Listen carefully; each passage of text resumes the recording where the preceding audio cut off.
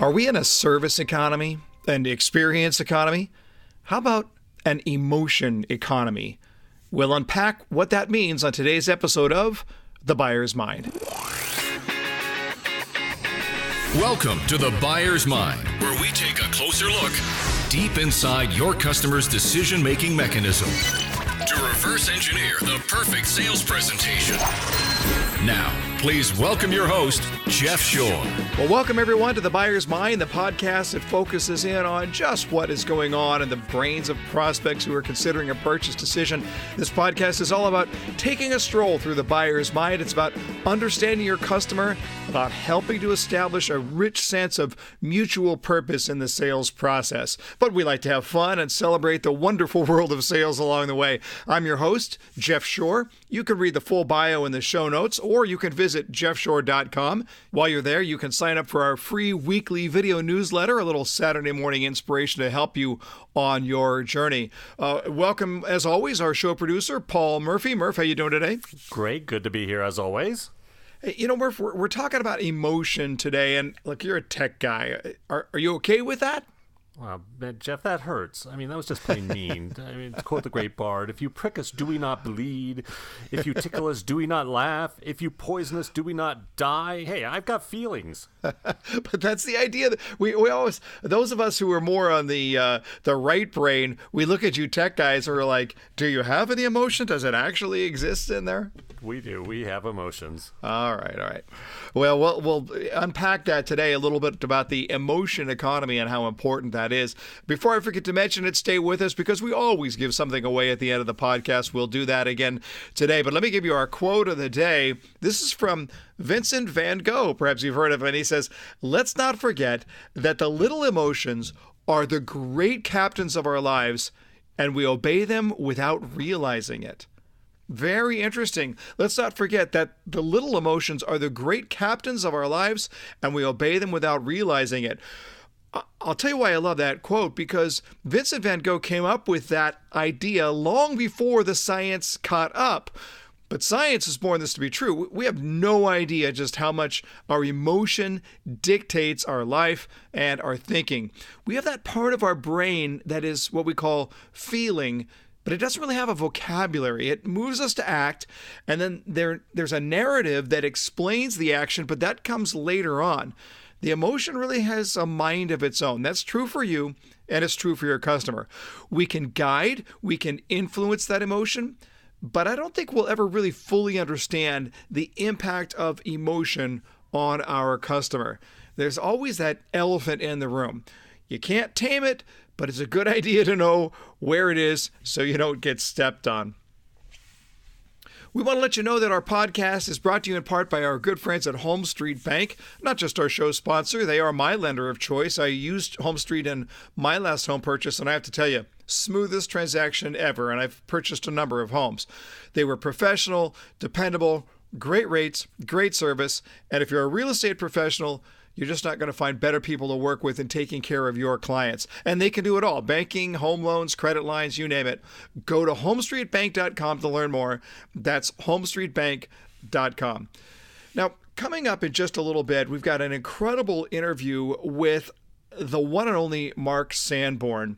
And for those of you who don't know Mark Sanborn, he is the author of a number of New York Times best-selling books, a really progressive thought leader, and one of the most prominent speakers in the world today. But he has got us thinking now about the emotion economy. I think you're going to enjoy that. And that's going to lead us into our sales tip of the day. And that is to allow your customer to release the emotion. Let me tell you what I mean by that. Too often salespeople are so caught up in the discussion of features and specifications and processes, and the conversation can cause the customer to detach emotionally. You need to monitor how serious the mood might be and break it up with some levity when you need to, but then ask that check-in question in a very sort of light way. Hey, how we doing? You guys doing okay? you want to give permission for the customer to share their feelings. And I want to warn you right now, it's very difficult for a customer to outpace the emotion of the salesperson. So if you are dry and somber and professorial in your approach, your customer is absolutely going to adopt that same demeanor. They want to release the emotion. They want this to be an emotional journey. I don't mean syrupy and sappy and, grabbing for the Kleenex, but it's okay for some of that emotion to be released and for people to be able to appreciate the process from both sides of the brain. Help your customer to release the emotion. Before we get to our interview, I want to tell you about an opportunity here, and that's to be involved in our 4-2 Academy. Our 4-2 Formula Academy, this is an intensive training program specifically for real estate sales professionals, where we're using modern selling strategies and skills just for today's buyers, just for today's market. The 4-2 formula is the core real estate principle that we talk about at Shore Consulting, but it's going to give you several days and actually spread out over the course of an entire quarter, a program that will allow you to just transform your presentation. We've put so many people through the 4-2 Formula Academy, always with tremendous results. You can go to jeffshore.com/events to learn more about the 4-2 Formula Academy. All right. Hey, let's get to our interview with Mark Sanborn. If you don't know who Mark is, well, you need to get out more. Or you could just hang out at an airport because you'll see him somewhere. He speaks to thousands upon thousands of people every year. The New York Times bestselling author of a number of books, including The Fred Factor, You Don't Need a Title to Be a Leader. It goes on and on. He is one of the most prolific speakers in the world and a member of the National Speakers Association's Speaker Hall of Fame. I'm proud to call him a friend and a mentor of mine. Mark Sanborn, welcome to the show. Thank you, Jeff, for those kind words. Good to be with you. Hey, first of all, you just returned from Dubai. How you feel? I mean, you just got back a couple of days ago. How you feeling? I'm dazed and confused, but I often feel that way. So it's not unusual. However, it was a great trip. I spoke for the government leaders program, the United Arab Emirates, and wow, any of us would benefit from traveling internationally, not just for pleasure to the places where we typically go, Paris and London, but to see, and you've been to Abu Dhabi and visited Dubai, to see what's going on in some areas of the Middle East. Dubai and the Emirates in general are probably the most tolerant and cross-cultural place in the Middle East, if not on the planet. 80% of the people who live in the UAE are not from there. Only about 20% are Emiratis. So they have done a masterful job of creating a wonderful infrastructure and great architecture, and it's really a safe place and an intellectually stimulating place to hang out. Do you sort of get the sense that the government is looking at it and saying, all we really have is oil and sand, and if the oil goes away, boy, we better have something else to hang our hat on? Was that part of the premise of you being there, was how do you continually reinvent? Indeed. They asked me to speak on disruptive leadership, and the interesting thing is that UAE is one of the few oil-producing countries that saw the handwriting on the wall and moved to a knowledge-based economy. I did not realize this, but up until the Brits discovered oil there in the mid-1900s, the primary industry was pearling, diving for pearls. And when the Japanese started cultured pearls, it basically bankrupted the country, and it was oil that at least, for many years saved them. And now their goal is by their centennial in 2071, and I was speaking to this topic, to be the best country in the world in terms of a lot of different metrics, quality of life and low crime. And there are no street people. There is no homelessness. They have a very interesting system about what it takes to stay in that country. So I'm still jazzed about all I learned, as well as the chance to speak with 40 undersecretaries in the government. Sure. Fascinating. Love it. Love it. Mark, you're an economist by training, representing, of course, I'll say it before you get to it, the Ohio State University. And that's interesting right off the bat, because as an economist, you're supposed to be this rational, logical guy, yet you speak with passion when you're talking about whether it's enthusiastic mailmen or you're just now intrigued with the role of emotion in business. You're a walking paradox. Explain how you kind of work on both sides of the brain there. Well, it is interesting that my predisposition is very, kind of linear and logical. And frankly, the passionate part doesn't come naturally to me. It's a learned skill.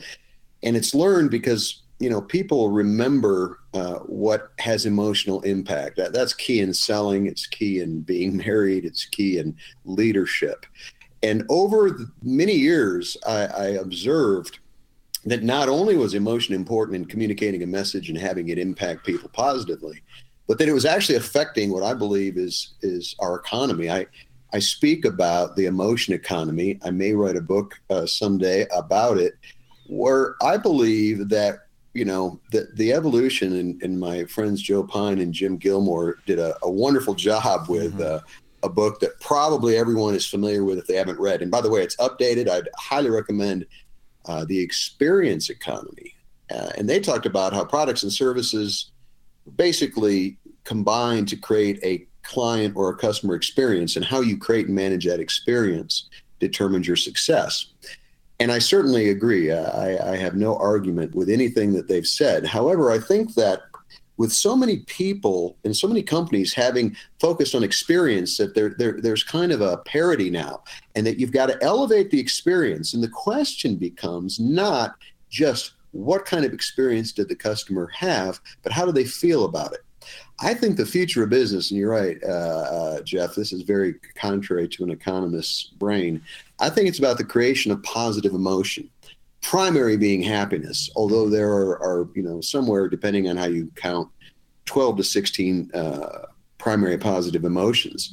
And I think, as much as I like the Bain and Company net promoter question, would you recommend our product or service to a friend or a colleague? I like the idea of, are you happy or you did business with us and somebody else? Mm-hmm. And it's not an all or nothing, because sometimes it's a brief interaction. And those brief interactions cumulatively create a client that says either I dread calling them, they won't call me back, I can't get the information I need, I'll be on hold. Or, you know what I love about them? I'm going to give them a call because I know it'll be hassle-free and I won't suffer any brain damage getting what I need. So it's about designing an experience and intentionally designing it to create positive emotions. I'll tell you something, just since we talked about the UAE, and maybe you noticed this, but when I was in the lobby area, I would notice that women would go to the ladies' room and leave their purses unattended. Mm-hmm. I would notice men would go run an errand and leave their cell phones on the table. Mm-hmm. Now, you and I both know in this country, the purse and the cell phone would be gone pretty quickly, right? Right. They're not. They have a really sophisticated system of both cameras and undercover police officers that monitor. They're totally unobtrusive. You don't even know they're there until you try to lift a purse or a cell phone. Then you find out in a big hurry. And you say, well, Mark, what's this got to do with the emotion economy? Well, guess what a primary emotion is? Security. Mm-hmm. Safety. You'll hear people say, and we evaluate entire cities this way. Well, it's not safe to walk after 9 o'clock by yourself. Mm-hmm. You can wander all over Dubai any time of the day or night and not be threatened in any way. So I use that as an example of security and safety being a positive emotion they want to create. And you say, well, Mark, I'm in sales, I'm in marketing. What the heck's that got to do with sales and marketing? Well, think about it. For years, why do we offer a money-back guarantee? Because it offers safety and security. Mm-hmm. It says that you're not going to waste your money. If it's done correctly, it takes the risk out of doing business with you. And in the past, we've just thought of it as a technique. But what I suggest is that we reevaluate what we're doing and say, what are the emotions that we're creating? And are we, I just redid a little bit on my website. My webmaster had to post for our credit card company a statement of return policy. Mm-hmm. And it says, that once you buy a product, absolutely unequivocally, you cannot possibly in a million trillion years return it. It's all psychobabble and it's all legalese. But the reality is, it's in the fine print, because I would obviously refund a product. If you're not happy with my product, mm-hmm. the only thing I hate worse is that you're even unhappier that I wouldn't take the product back. Right. So that's, about the emotion. When the Postal Service loses something in the mail and my customer is upset, I don't, even though I would like to throw the Postal Service under the bus, I take responsibility for the emotion. I replace the product and send them something nice to make up for the inconvenience. So you start thinking about what are the positive emotions I'm creating or the negative emotions that I'm avoiding. You mentioned the experience economy, and I was wondering if that's where, as you labeled the emotion economy, if that's how that originated. It was really interesting because, first of all, that book came out in 1999. It was really, the internet was in its very, very early days. And yes, it was all about how you build the experience, and companies got really out of that experience bandwagon. But even as I was flipping through the book in preparation for this conversation, I noticed that the word emotion did not have a huge place there. It was almost as if it was the byproduct. But when you look at companies that have done both well, that is, that they've built great experiences, but the end result of those great experiences is that happiness. And of course, the huge, the biggest example, the most obvious example being the Disney companies, but I see it in places like the Villages of Florida, the active adult community in Florida, where when you just drive on the campus and you see this just amazing spirit that takes place there, or even when you walk into an In-N-Out Burger somewhere on the West Coast, there's a vibe, there's a feeling. Is this cultural, or is it something that really starts from the top down? How much does a company have to do to try and invest into the emotion economy? I think everything is time dependent. I believe that what Jim and Joe wrote about with their book was spot on for the times, and I just think I'm not a sociologist, so I can't explain it, but I think that we have evolved to the point where we put much more primacy on how we feel about things. I also think it's partly a generational difference, but I'm ill-equipped to tell you what generations value what emotions, although I'm sure somebody out there probably already knows that. Here's the point I want to make, Jeff, that I think is so important, and that is you can have a great experience and still be unhappy. Tell me more.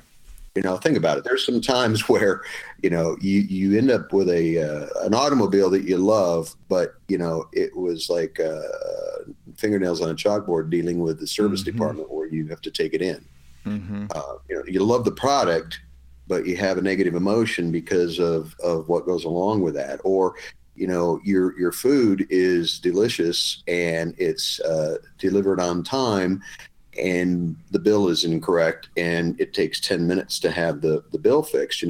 Little things can tweak positive emotions. And I think, it's not about being, maybe it is about being hyper vigilant. It's not about being paranoid, but it's about being attentive, because it just amazes me, I think, at the lack of attentiveness. Think about Uber. I use Uber, and of course they have some dilemmas at the leadership level with some things, but I love the service. And what's interesting is they evaluate you. When that first started, I was like, well, I'm not sure how I feel about that. But then I thought, it creates a certain kind of an emotion, and that is the emotion of collaboration and cooperation.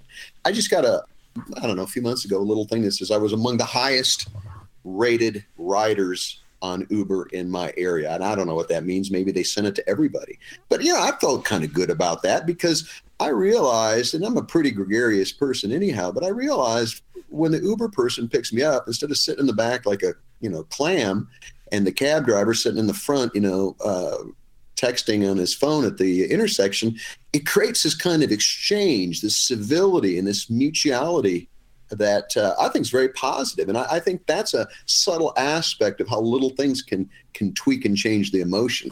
But it's interesting. The when you look at the idea that Uber is rating us, and I it's kind of funny, because for me it's like, I got to be careful here. I don't want my rating to go down. But I think it speaks to the idea that when we like a company, we want to do business with a company, there is that sense of mutual purpose. That is that we want companies to succeed that we enjoy doing business with. And you once taught me, Mark, that when you're going on stage for a speech, nobody in the audience is saying, well, I hope this guy sucks because I can't wait to blow him up on social media. They want you to succeed right from the very beginning. And I think this is true for great companies. There's a loyalty there that says, come on, I'm okay giving you my money. I want you to win. And I think that that's really at the pinnacle of the provider-customer relationship. It is. And we defend companies we like. I've gone online and said, wow, I'm sorry. I'm surprised to hear that. I've done business with them. That was an exception, not the rule. And, and it's not that I'm called upon to defend the company, but every company, no matter how good, is going to have their off moments. And it's when your customers come to your defense that you've done a pretty good job of building loyalty. And Jeff, I want to add this because I think it's important to your listeners in terms of those that are leaders and have teams or departments. I'm often asked, what's the biggest change you've seen in leadership in the last 31 years? And my answer is it's not in leadership, it's in followership. In that we used to refer to leaders and followers, except followers don't refer to themselves as followers. It's almost a negative connotation. A follower is someone that it does what they're told and walks behind. And I'm not saying that it should be that way, but I think today people don't want to be thought of as followers. They want to be thought of as collaborators and team members and contributors and colleagues. Now, what that does is it changes the emotional state of the people you lead. If you treat them like, people that have to snap to and a command and demand kind of an environment, you're going to get a very low level of loyalty and morale versus when you say, hey, we're all in this together, just as the company and the customer is, so is the leader and the contributor. One of the things that I'm trying to think right now about the thoughts of our listeners right now as they're listening to this conversation, and they might well be looking and saying, I want to work in that organization that values the emotional side, that really drives towards that customer ending in a happy experience.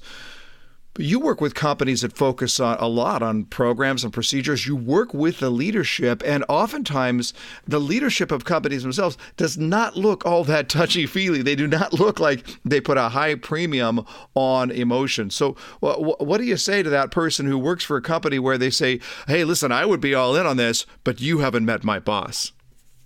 Well, certainly, I try, when I do find those kinds of leaders, I try to change the way they think and how the words that they use, because that affects their behavior. That, believe it or not, if you can just get someone to stop, calling his team, his employees or his followers, and starts talking about collaborators, it changes the entire orientation for how he or she interacts.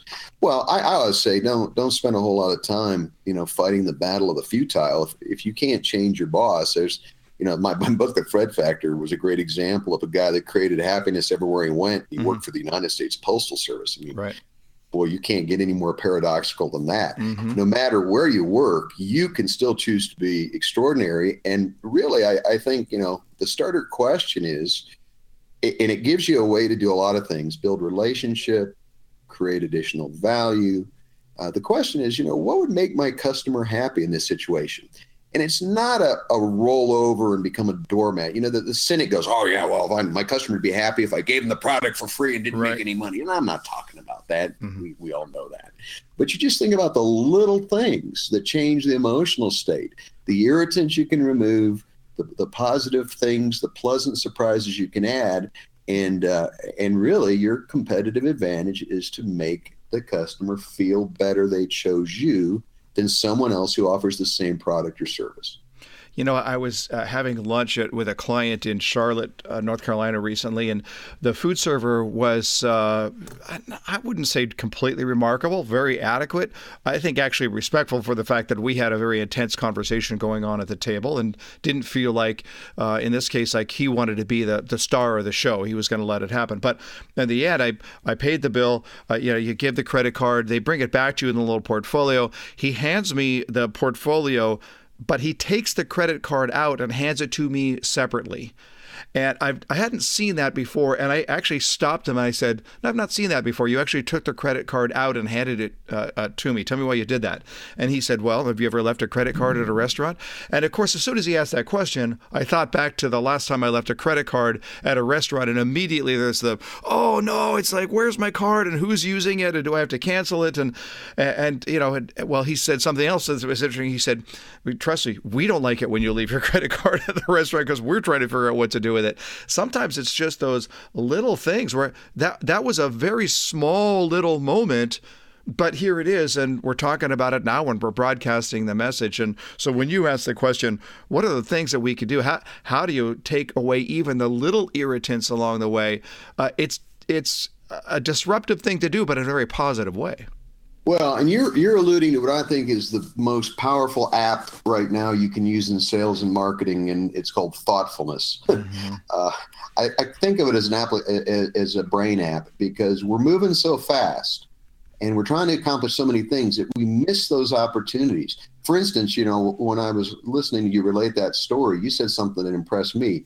Don't you hate the over-enthusiastic waiter that wants to jaw and chew your ear off when you're trying to do business? Yeah. And you just want to say, go away. Mm-hmm. Now, they're being friendly, but they're not being thoughtful. Mm-hmm. Because your guy recognized, you had an intense conversation going on, and he didn't want to interfere with it. There's a restaurant here I'm quite fond of. There's only 3 in the United States, so I guess it's a chain, but it's a very tiny chain called White Chocolate Grill. And I talk about them in my work because they do something I'd never seen before, and I've eaten in restaurants all over God's green earth. If you get a martini or a Manhattan, they serve it to you in a martini glass. About halfway through your drink, they bring another chilled martini glass and transfer the drink. Doesn't take more than 15 seconds. Mm-hmm. Never seen it. Very cool, pun intended. I mean, it keeps your beverage cold. Sure. And I thought to myself, isn't it interesting how we're going for the grand gesture, right? Buy one car, get a smart car free, right? When we should be thinking about what are the little things that we can do that cumulatively will make a big difference. Yeah, sure. Yeah. I think there is that thoughtfulness. By the way, the Thoughtfulness app, that's going to be a blog post in about an hour after this call, just so you know. I mean, I love it. It's a great way to be able to look at what we are doing to make sure that we're intentional about this. And I think that that's a big part of this entire conversation is that's the intentionality of the emotion. It's not emotion for emotion's sense, but there's a strategy behind it as we seek to figure it out. When you look at companies out there that really do a great job of eliciting emotion and making you feel emotionally connected, are there any that jump into the front of your brain? Well, the forerunner, and I can't speak to them as much lately, but the forerunner was Zappos. Tony Hsieh, was about living and creating wow, and they were about creating happiness, and they were very, very successful at it. Interestingly enough, again, the UAE has a minister of happiness. They have somebody in charge of happiness for their country. And as an economist, there's a lot of work being done right now about the linkage between happiness and gross domestic product, because happier people tend to be more productive people. Yeah, I would say, the low-hanging fruit, of course, are the really good, entertainment companies, the folks like Disney, but there's a great company that I doubt many have heard of on this podcast called Western Waterworks. They've been a clown over the years, and they provide basically the stuff that you don't see. It's underground for city municipalities, water conveyance, hydrants, things that are just boring to the average person unless you're building, water systems. And those guys have turned both their employee experience and their customer experience into a true art form. They're all about how you feel about the work you do and the service you receive. So, you don't have to be Disney to use these principles. Yeah. I'll tell you, I recently had the opportunity to tour the Zappos headquarters in Las Vegas, and to anybody who's listening, if you're in Las Vegas, it's just arranged. I don't remember the charged us or not, but it could have been much. It doesn't matter. It was well worth it. And one of the things that was really cool is that environment, there's a culture in the building that speaks to the way that they're going to take care of people. And that goes down to, the CEO of the company, Tony Hsieh. His office is not an office. It's just a desk amongst a row of other desks, and it's several feet away from the call center. And if you want to go talk to him, you just go talk to him. But it really is their HR department has a big sign on the back wall that says business in front, party in the back, and it just looks like a party. It's an amazing experience. But the key thing here is that it trickles down to the customer. So if you call Zappos right now, if you call their 800 number, they're going to say, press 1 to talk to somebody right now. Press 5 and you'll hear our joke of the day. And that's it. Those are your only two options. It's incredible how they're just thinking through how do we do that. And so my guess is that most of those suggestions bubbled up from people. If you create that type of environment, they want to. And I think that that's the key as we start to head into the wrap-up, Mark, that people want to work in that type of environment, and they do better work when they are in that type of environment. They do, and I would recommend Tony's book, Delivering Happiness, because great. he basically gives you the template for how he thought about his business. And I'm with you, Jeff. It's about intentionality. This stuff doesn't happen accidentally. The critic again might say, "Oh, well, that sounds manipulative." Well, is it manipulative when you get your spouse an anniversary present? Yeah. Yeah. No. It's a good way to stay married, right? And in business, we do things for two reasons. One, because they're the right thing to do. That should, in my opinion, come first. And two, because they're profitable. They're not mutually exclusive. And so you got to be very clear on what can I do to make my customer happier today. Yeah. Like I said, that's the beginning point. And then it's a lot more fun to do business that way, by the way. Yeah, it really is. And you're right. It's there's nothing inauthentic about it. I don't think any 8-year-old at Disneyland or Disney World is going to go, "Hey, this is completely manufactured." It's just not the way it works. They paid that guy to wear the mouse head. I don't like that. All right. Hey, last question here. And I'm going to go off the board on this one, Mark, but I want to talk just a little bit about your speaking career because you are one of the most prolific speakers in the world today.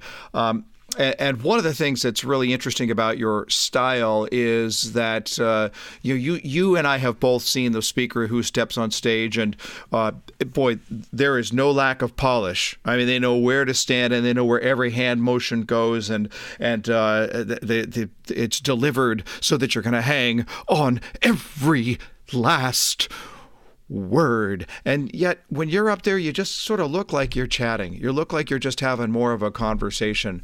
What is it about your style and what advice do you have for people who find themselves in a setting where they have to talk to 5 people, 100 people? And I know you've talked to thousands and thousands, but what advice do you have for people who don't do this for a living, but they need to make a presentation and they're already feeling the nerves?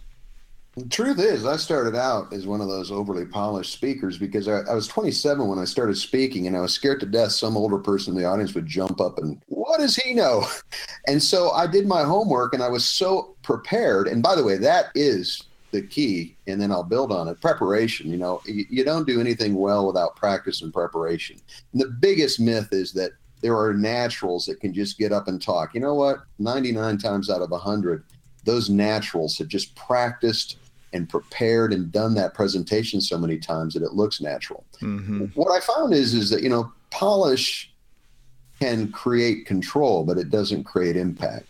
And, I would be on a program where I was delivering a lot of content, and then some speaker would tell kind of a fluffy speech that had a few inspirational points, and people would leap to their feet. And after, I got over the immature response, which is, well, why didn't they like my content was better? Well, the audience gets to vote on that. It's like my kids don't get to fill in their report cards. If they did, there would be a certain lack of objectivity.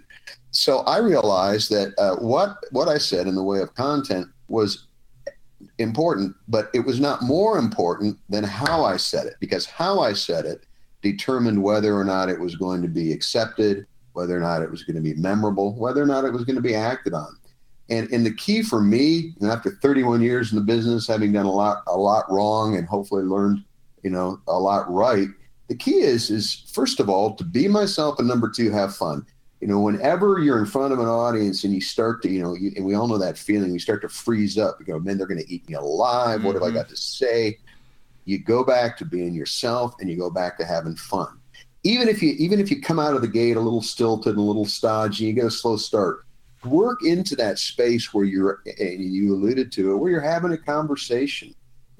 Granted, it's a conversation with a whole lot of people, but if you come about it from being very prepared, knowing what you want to say and who you are, the rest seems to work. There you go.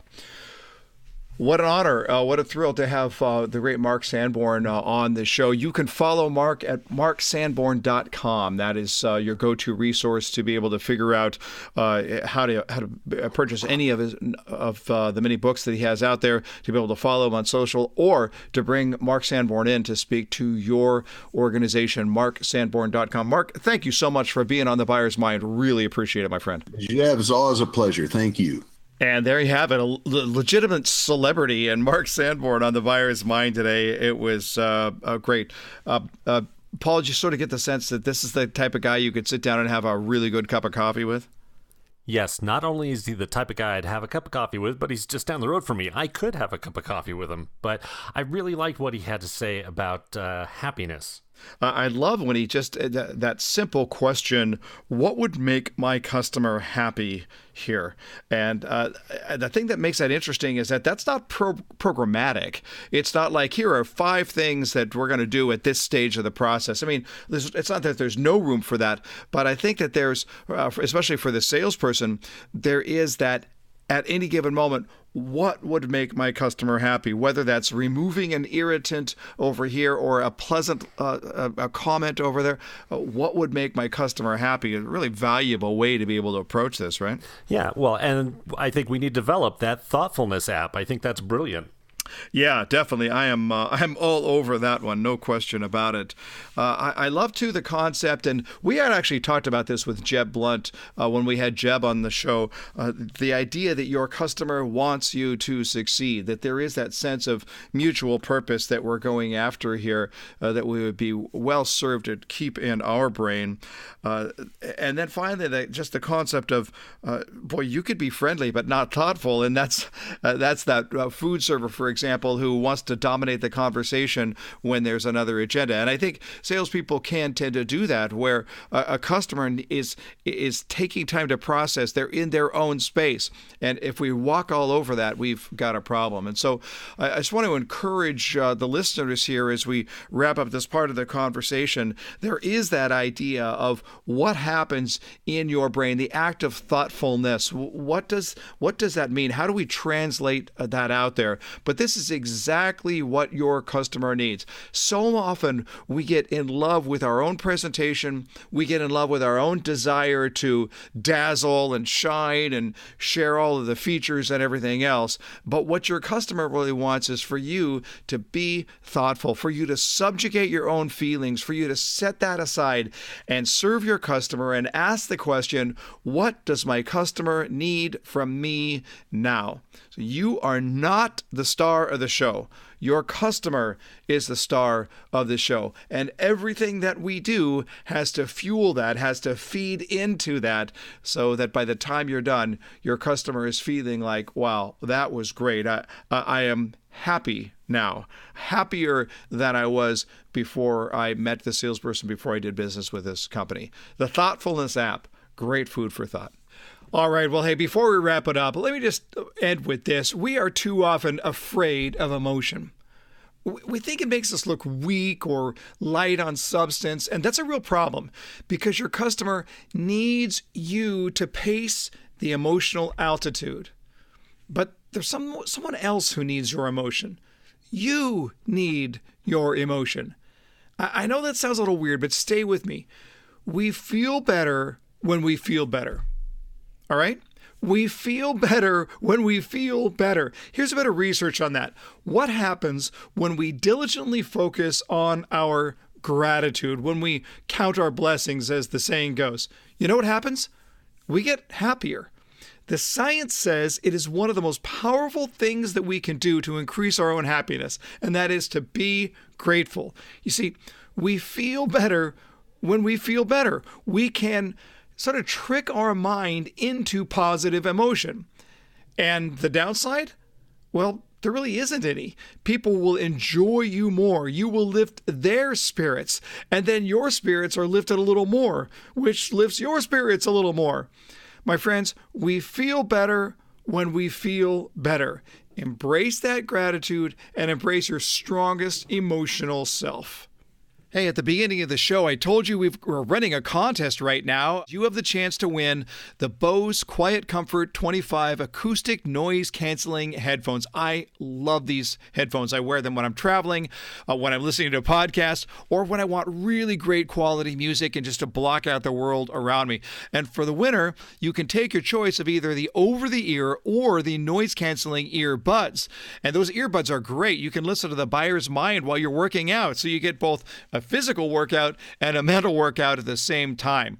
I'm also giving away several Shore Consulting swag bags. That's 5 of my books, a coffee mug, motivational CD, and a bag to carry all of it. And all you have to do is download all of the Buyer's Mind episodes on iTunes, subscribe to the podcast, and leave a review. That's going to take you just about 30 seconds. Then go to jeffshore.com/podcast and click on the contest link. You'll just enter your email address and the name you used to write the iTunes review, and we're going to pick 10 winners from there. 10 lucky people are going to win the Shore Consulting swag bag. And remember, the grand prize, the Bose Quiet Comfort 25 acoustic noise canceling headphones or the noise canceling Quiet Comfort 20 earbuds. Take your pick.